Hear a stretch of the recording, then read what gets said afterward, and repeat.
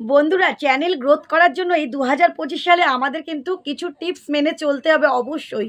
না হলে কিন্তু তোমাদের যেরকম প্রবলেম হচ্ছে না, সাবস্ক্রাইবার কেটে যাচ্ছে, তোমাদের ভিউ বাড়ছে না, লং ভিডিওতে ভিউ পড়ে যাচ্ছে এবং দুটো পা এগাচ্ছ তো 10টা পা তোমরা পিছিয়ে পড়ছো। সেই জন্য তোমাদের এই সব ভিডিওতে যেই প্রতিবন্ধকতা আসছে, তার জন্য আমি তোমাদের কাছে 10টা টিপস নিয়ে এসেছি। এই 10টা টিপস তোমরা প্রত্যেক দিন ভিডিওতে ইউজ করো, প্রত্যেকটা দিন তোমরা মেনে চলার চেষ্টা করো তোমাদের চ্যানেলের প্রতি। তাহলে দেখবে আস্তে আস্তে চ্যানেলটা কিন্তু গ্রো করবে। আর এই প্রত্যেকটা টিপস কিন্তু আমি আমার অভিজ্ঞতা দিয়ে বলছি, কারণ এই প্রত্যেকটা টিপস আমি আমার চ্যানেলের ওপর কিন্তু ব্যবহার করেছি এবং আমি সেটাতে খুব ভালো ফল পেয়েছি। আর সেই জন্য আমি চাইছি তোমরাও সেইভাবে করে ইউজ করো, যেন তোমরাও খুব ভালো ফল পাও। ঠিক আছে, তো চলো বন্ধুরা, কেউ স্কিপ করো না, প্রত্যেকটা পয়েন্ট কিন্তু ইম্পর্টেন্ট। 10টা পয়েন্টই এই 2025 সালের আজকের মতন দাঁড়িয়ে ভীষণ কম্পিটিটিভ চ্যানেল করা, একটা দাঁড় করানো ভীষণ ভীষণ টাফ। সেখানে কিন্তু এই টিপসগুলো তোমাদের ব্যবহার করলে পরে নিজেদের চ্যানেলে তবুও 70 থেকে 80% চান্স থাকবে ভিডিও ভাইরাল হয়ে যাবার। ঠিক আছে, তো চলো আমি শুরু করছি। তার আগে ইন্ট্রোটা অবশ্যই দিয়ে দিই। Welcome back to my channel PS সংসার। আমি পিউ নিয়ে চলে এসেছি আবারও একটা গুরুত্বপূর্ণ ভিডিও। সবাই খুব ভালো থাকো আর আমার ভিডিওগুলো ফলো করো। আশা করি তোমাদের একটু হলেও উপকার হবে। একটু যদি উপকার হয় প্লিজ একটু লাইক, শেয়ার, কমেন্ট, সাবস্ক্রাইব অবশ্যই করে দিও। আর হাইপ এখন যেটা নিউ ফিচার যেটা লাইক করলেই দেখবে কমেন্ট সেকশানে হাইপটা চলে আসবে, সেখানে একটু হাইপটা ক্লিক করে দেবে। যত র্যাঙ্ক উঠবে ততই কিন্তু নিজেদের চ্যানেলে তোমরা নিজেদের উপকারই করবে। ঠিক আছে, আর তার আগেই বলে দিই, ভিডিও শুরু করার আগে অনেকেই আমার সাথে যোগাযোগ করতে চাইছো, দেখা করতে চাইছো, নিচে দেখো স্ক্রিনে আমার নাম্বার আছে, অবশ্যই তোমরা কন্ট্যাক্ট করতে পারো।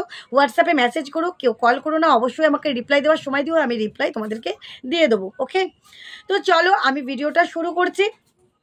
ফার্স্ট টিপস শুরু করছি। তোমরা যে ফার্স্ট জিমেলটা ক্রিয়েট করছো, জিমেলটা কিন্তু যে জিমেল নয়, হ্যাঁ জিমেলটা ফার্স্ট ক্রিয়েটটা আমরা করে নিই। জিমেলটা যে ক্রিয়েট করছো সেটা কিন্তু তোমরা গুগল থেকেও করতে পারো, তোমরা কিন্তু ইউটিউব থেকেও করতে পারো, কিন্তু ওখানে যেই বয়েসটা দিচ্ছ, যেখান থেকেই তৈরি করো না কেন, যেই বয়েসটা দিয়ে একটা নতুন জিমেল তৈরি করছো, সেখানে কিন্তু বয়েসটা খুব ভেরি ইম্পর্টেন্ট। কারণ তোমরা হয়তো ভাবছো আমার বাচ্চার ভিডিও আমি পোস্ট করব, তাই তোমরা বাচ্চার বয়েসটাই ওখানে দিয়ে দিচ্ছ। তোমরা কেউ ভাবছো আমার মেয়ের নাচের ভিডিও, খুব ভালো নাচ করে, তাই ওকে নিয়েই ভিডিও করবো, তাই তোমার মেয়ের বয়সটাই তুমি ওখানে দিয়ে দিচ্ছ। এই ভুলটা করো না। যেই ভিডিও করুক না কেন, তোমার ছেলে করুক, তোমার মেয়ে করুক, বা তোমাদের বাড়ির কোনো ছোট সদস্য করুক, কিন্তু যাদের 18 বছর হয়ে গেছে, বা তোমার 18 বছর হয়েছে, বা তোমার হাজব্যান্ডের হয়েছে, বা তোমাদের বাড়ির কারোর হয়েছে, এরকম কারোর বয়েস দিয়ে সেখানে কিন্তু ইমেলটা ক্রিয়েট করতে হবে। না হলে লাইভটা যখন তোমরা করবে বা ভিডিওগুলো যখন তোমরা ছাড়বে, তখন কি প্রবলেম হবে বলো তো? তখন ওখানে আসবে মেড ইটস কিডস চলে আসবে, চ্যানেলে স্ট্রাইক পড়ে যাওয়ার ভয় থাকবে। চ্যানেলটা তোমার গুগল থেকে ওখানে লক করে দেবে 29 দিনের জন্য, কাউকে 21 দিনের জন্য লক করে দেয়, তখন কিন্তু ইউটিউব চ্যানেল খুলতেই পারবে না। তখন অনেক প্রবলেম ফেস করতে হবে তোমাদের। সেই জন্য ফার্স্ট টিপস হচ্ছে, ইমেল ক্রিয়েট করার সময় তোমাদের কিন্তু বয়েসটা মাথায় রেখে কিন্তু ইমেলটা নতুন চ্যানেলের ক্রিয়েট করতে হবে।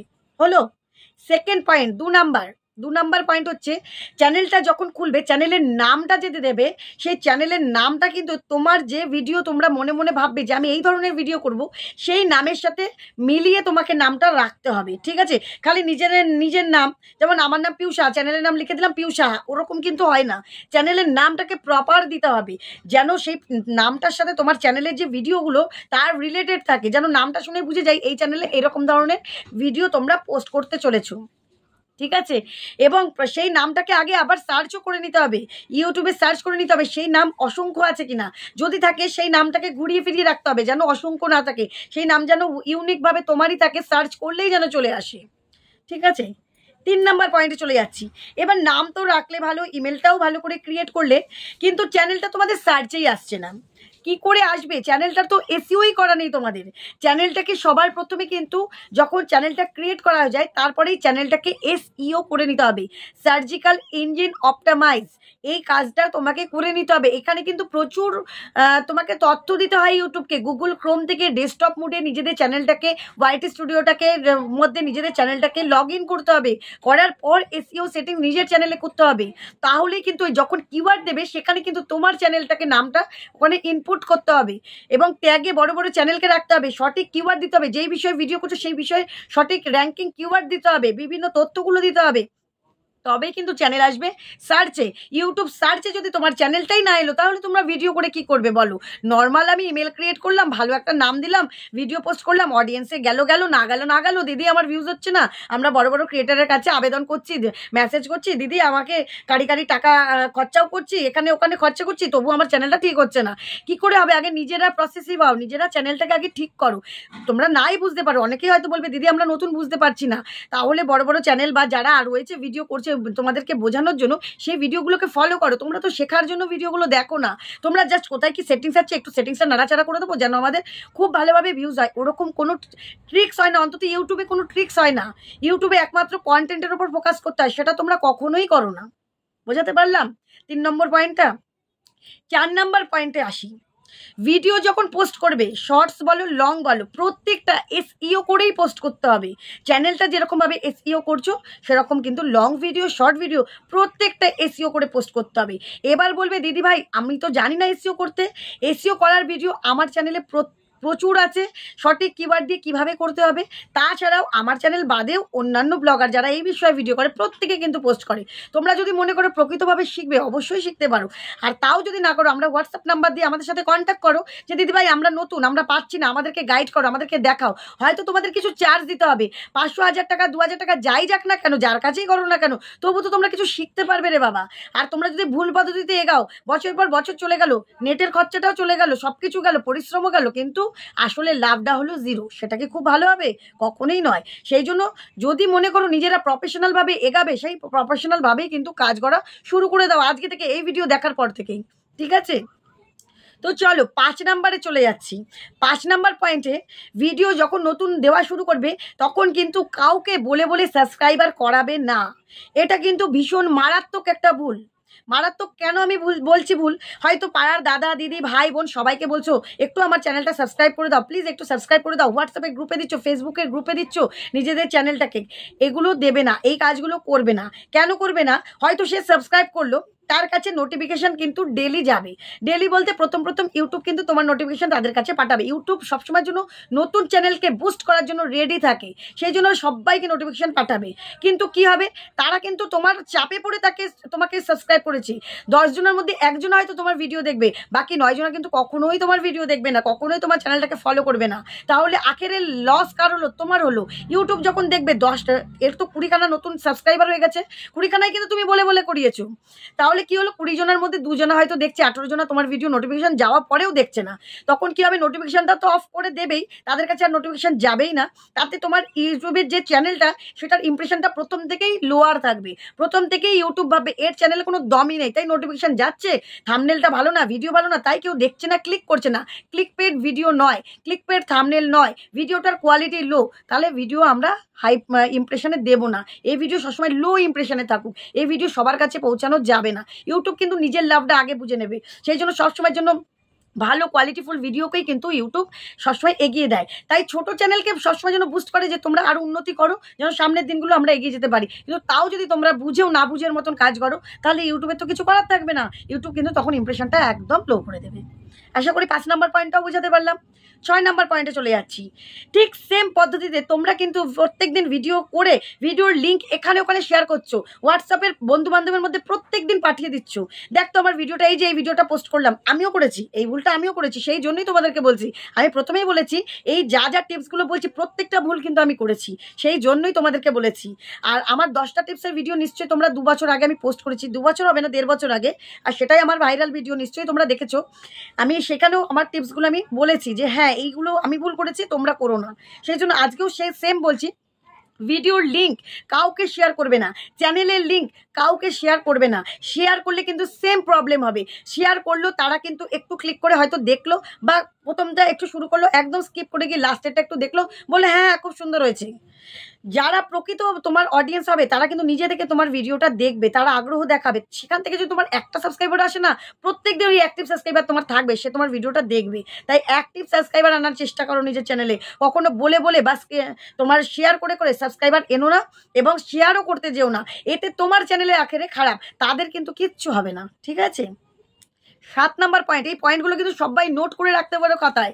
আর এইভাবে কিন্তু নিজেদের চ্যানেলে প্রথম থেকেই কাজ করো। যারা এই ভুলগুলো করে ফেলেছো, চ্যানেলটাকে ডিলিট করতে হবে না, আজ থেকে তারা শুধরে যাও, ঠিক আছে? 7 নাম্বার পয়েন্টটা কি? ভিডিও যখনই পোস্ট করবে, লং হোক শর্টস হোক, আনলিস্টেড করে পোস্ট করবে। তোমরা দেখছি বেশিরভাগ আমার চ্যানেলে, আমার কাছে যারা কাজ করছো, দেখছি পোস্ট করছো মানে একটা ভিডিও তৈরি করলে করে সঙ্গে সঙ্গে পাবলিক করলাম, কোনো অপশান ক্লিক করলাম না, পোস্ট করে দিলাম, ব্যাস। ওই শর্ট ফিডে গেল 1000 বা 500 200 300 হলো, খুব ভিউজ হয়েছে দিদি।